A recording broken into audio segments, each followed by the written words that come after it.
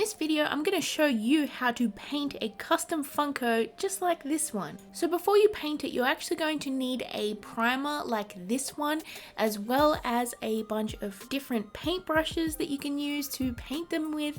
And of course, you're going to need some paints. I love acrylic paints, but you can also use paint pens and stuff like that. And of course, you're going to need a Funko to paint. Now, you don't have to actually sculpt your own. As you can see, they do actually have some blank ones that are primed and ready to paint if that's what you want to do. But yeah, this one that I'm painting today is actually for a commission, and I am very excited to actually finish this one. So as I said earlier, before you even need to paint, you actually have to prime it, and that is because I have added bits of clay on here, as you can see, and I need to make sure all of the paint sort of sits nicely on the surface here. So I am adding a few layers of gesso. Now, as I add a layer of gesso, I do let it dry completely, and then I actually get some sandpaper and I sand it over just to make sure the finish is nice and smooth. Now, I just use some like medium grit sandpaper here. It doesn't have to be anything fancy. I think I bought this pretty cheap at Kmart actually.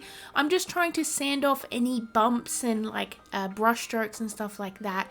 And after I, get in all of the nooks and crannies and make sure it is nice and smooth, I actually add a few more layers of gesso over the top, and then I will sand it again just to make sure everything is nice and smooth and perfect.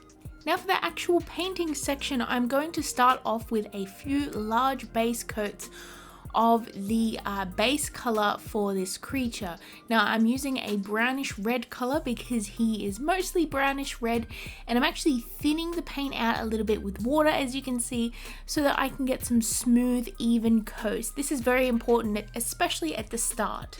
After this, I'm actually going to mix a little bit of that same color with a little bit of white here, and I'm just going to make a little bit of a highlight color, which I'm actually going to be brushing, roughly on the areas of the creature that has light hitting him. Now this is sort of like fake highlights and shadows that I really like to add to my Funkos, because it really helps push the contrast. And with little models like this, you really want to try and get as much contrast as you can, because it's going to help the final look.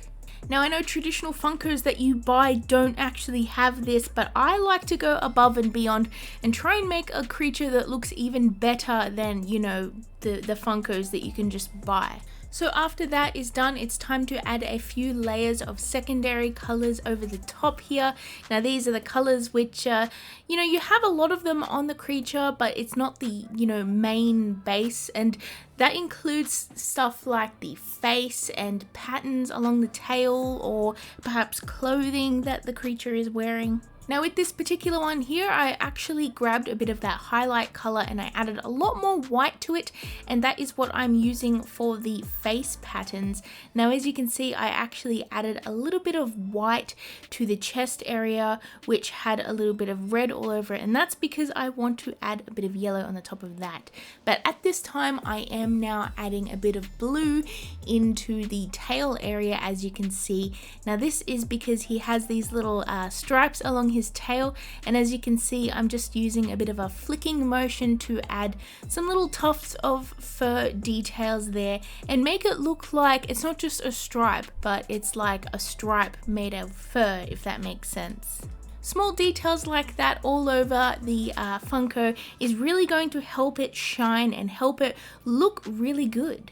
Now another tip I have is for you to learn the opacity of all of your paints, because each color is not going to be equal. Now as you could see earlier, I painted a layer of white on the chest area, and that's because most yellows I have are not fully opaque. They are transparent or semi-opaque, so you're going to actually see colors underneath. So that's why I added that layer of white underneath, just to, protect the colors. Now another tip I have for you guys is when you're adding in the finer details like the face and stuff like that, it is really important to sketch out the details with a pencil first, because it is a lot easier if you're painting over a sketch rather than just painting it, freehanded.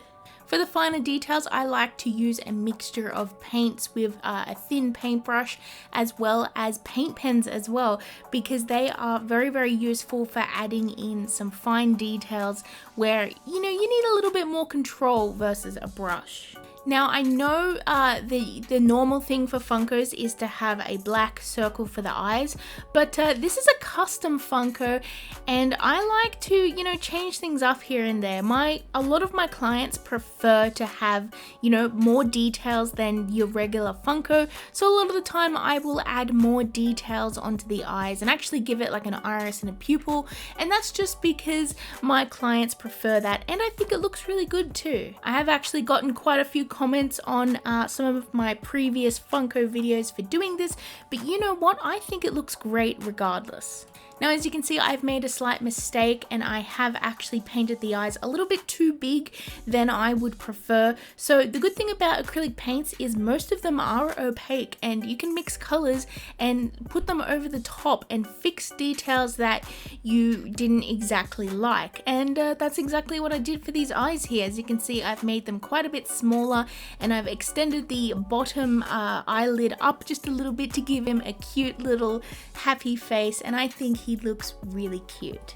So now that you've finished painting your little creature here, you're not actually done. You need to seal the paint, and this is going to protect the finish, and I prefer to use a sort of a dull matte coat, as you can see here, because I prefer the look of a matte paint instead of a gloss, but I will add a little bit of gloss to some areas like the eyes or maybe a metallic part. I just think it gives it just a little bit more life and it looks really good too. Now since this guy has such a big tail, I have actually connected him to a acrylic circle for the bottom here, and that is just to stand like a little stand for him so that he can actually stand up unassisted.